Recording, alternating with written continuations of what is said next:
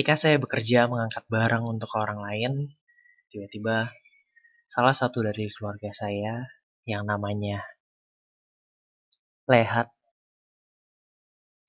menghampiri saya dan berkata begini, "Jangan percaya siapapun.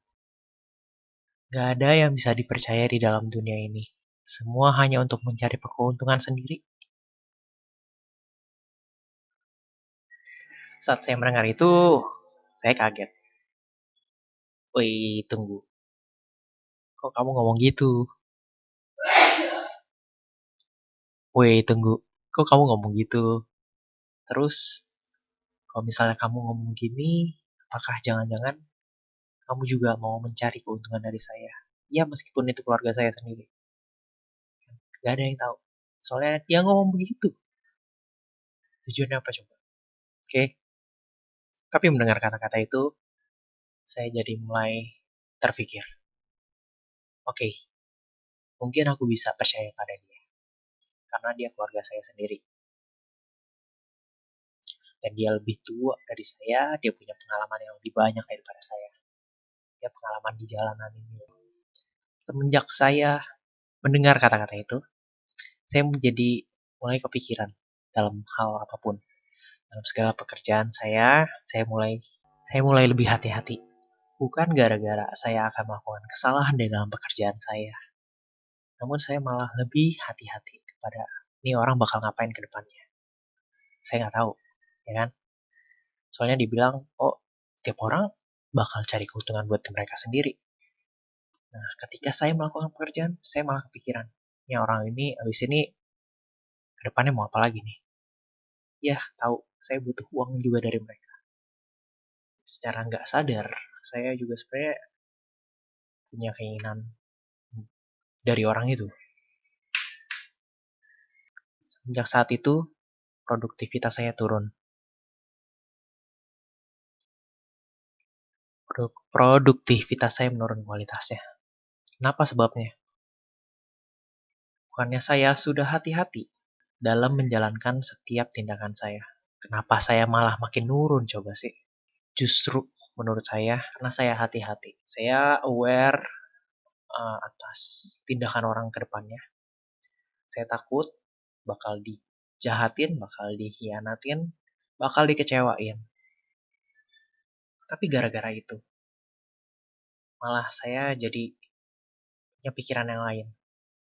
Dan melakukan hal itu nggak sepenuh hati. Perhatian saya terbagi dengan hal yang nggak penting. Saya memikirkan sebuah keadaan yang belum tentu terjadi. Satu hal penting yang butuh diingat di sini. Apakah artinya hati-hati nggak penting? Kalau misalnya hati-hati itu malah bikin tindakan kita makin nggak beres. Apakah yang saya maksud dengan keadaan yang belum tentu terjadi? Bukankah semua yang ada di depan kita, semua yang kita belum laluin, itu adalah hal yang nggak pasti terjadi? Ya mungkin seperti yang pertama kali saya katakan, di depan nggak ada yang tahu. Ya, walaupun kita udah planning dan nggak semua hal yang kita planning itu terjadi. Saya coba bantu luruskan ya. Maksud saya hal yang tidak penting. Maksud saya yang nggak penting adalah memikirkan hal yang akan dilakukan oleh orang lain. Yang nggak penting adalah memikirkan reaksi dari orang lain. Atau tindakan yang kita nggak tahu dan nggak bakal tahu ke depannya bakal gimana. Emang benar kok, kita nggak tahu apa yang orang itu rasakan dan inginkan daripada kita. Tapi kita nggak tahu juga. Kita nggak tahu juga orang itu bakal menjahati kita atau enggak. Namun satu hal yang kita lupain, satu hal yang kita lupakan, itu kita juga nggak tahu kalau misalnya orang itu ingin berbuat baik kepada kita. Jadi, kita nggak perlu memikirkan tindakan apa yang orang itu akan lakukan pada kita. Kita hanya butuh fokus terhadap tindakan kita. Apa yang ingin kita lakukan ke depan. Fokus terhadap perbuatan baik. Perbuatan yang benar. Dengan demikian, kita bisa fokus dalam segala pekerjaan kita. Dan akhirnya pekerjaan kita akan berhasil dan berakhir dengan baik. Dengan demikian, kita pikirannya terfokus dan gak ada gangguan dari luar. Saya percaya, kalau kita melakukan segala hal dengan hati yang senang, dengan hati yang tulus, maka kedepannya akan dimudahkan oleh Yang Maha Kuasa.